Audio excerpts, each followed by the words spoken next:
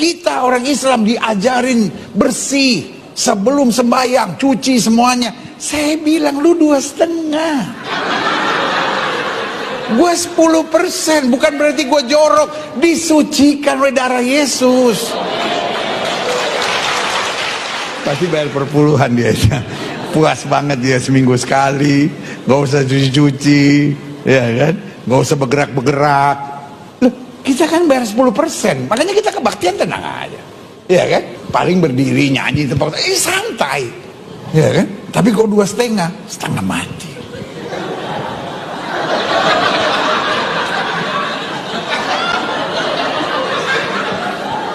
Yang paling berat terakhirnya mesti lipat kaki. Nggak semua orang bisa, ya kan? Kaki mesti dilipat, ayah. Tapi ya udahlah 2,5.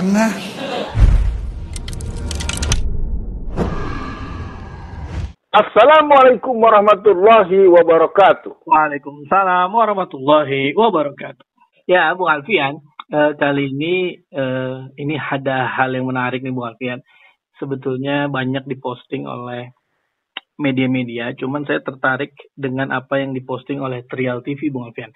Nah, ya, kalau Bung Alfian lihat ada foto Bung Alfian, ada Habib Rizik juga, nah kemudian ada Gus Nur juga. Nah, itu yang posting pertama adalah Trial TV, Bung Alfian.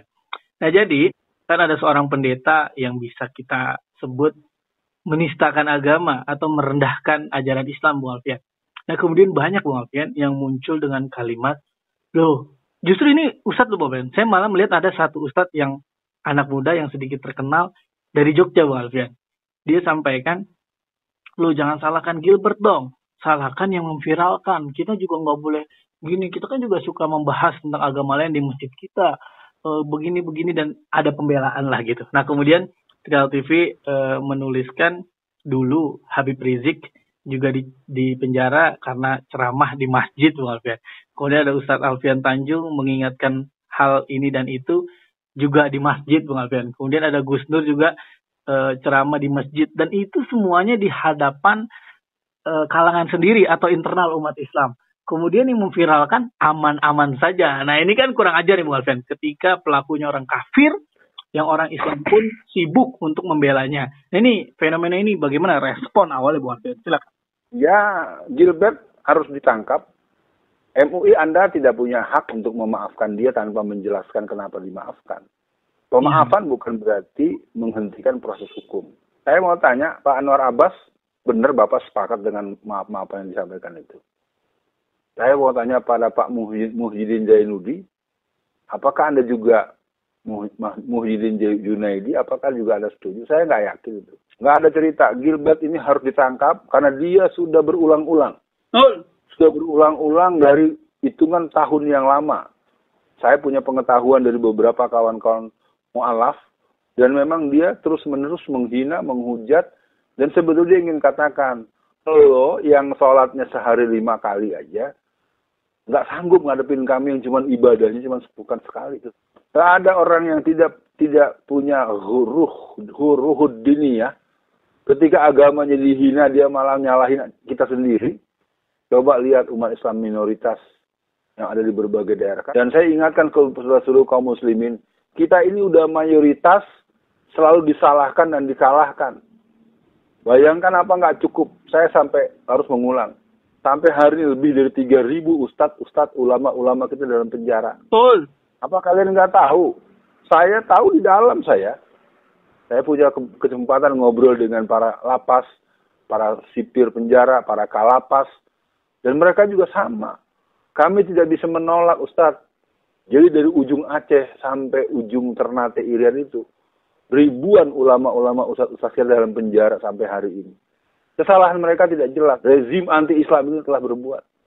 Kita tidak bisa memungkiri lagi bahwa kalau sampai kita tidak bekerja keras untuk menangkap si Gilbert ini, berarti nanti akan muncul Gilbert yang lain. Kita juga lihat ada satu lagi tuh, saya nggak ingat namanya tuh. Yang dia, mana Allah? Mana Muhammad itu? Ya.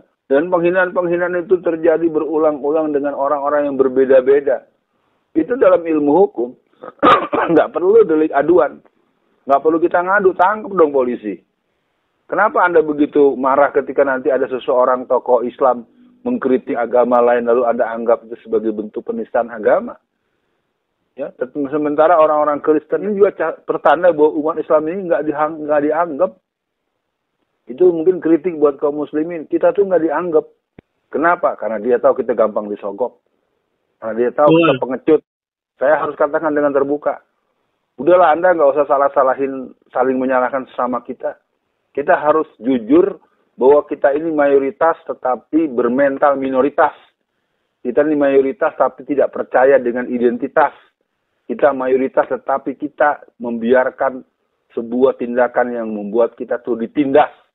Sekali lagi kaum muslimin, seluruh Indonesia, dari Sabang sampai Merauke, saya Alfian Tanjung mengundang, mari kobarkan jihad, dakwah fisabilillah, jihad dakwah amar ma'ruf nahi mungkar.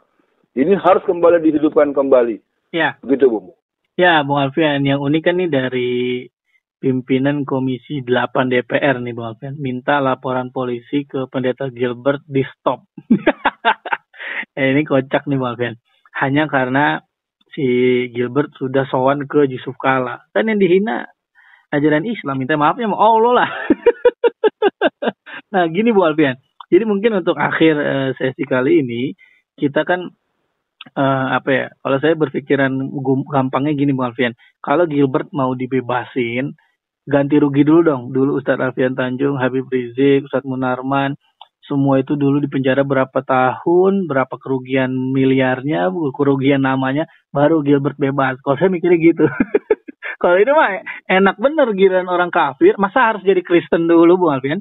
Biar bisa merendahkan agama lain dengan seenaknya. Nah kemudian Bu Alfian, memang kalau dilihat dari MUI yang menyambut Gilbert ini, saya tidak melihat ada wajah Pak Anwar Abbas Bu Alfian.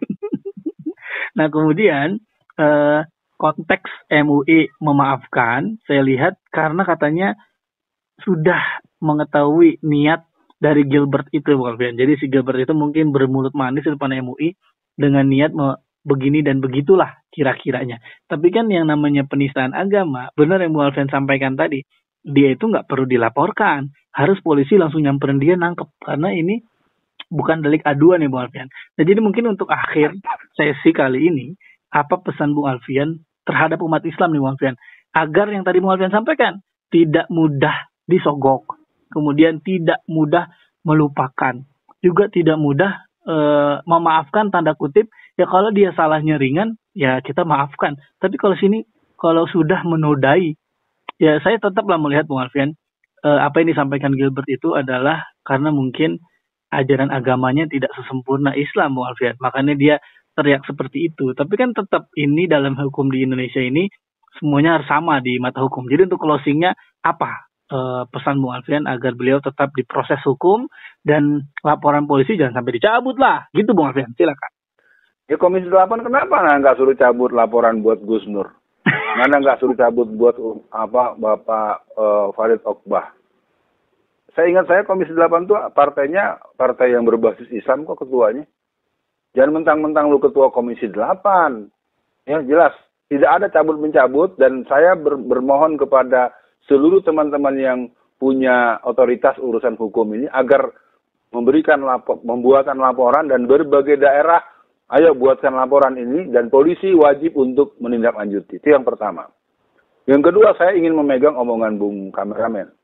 Apa nunggu jadi Kristen dulu baru bisa menghina agama lain sehingga nggak diapa-apakan? Saya pikir kalimat Bung Kameramen akan menjadi pedang buat saya kemana-mana. Ini kurang ajar ini.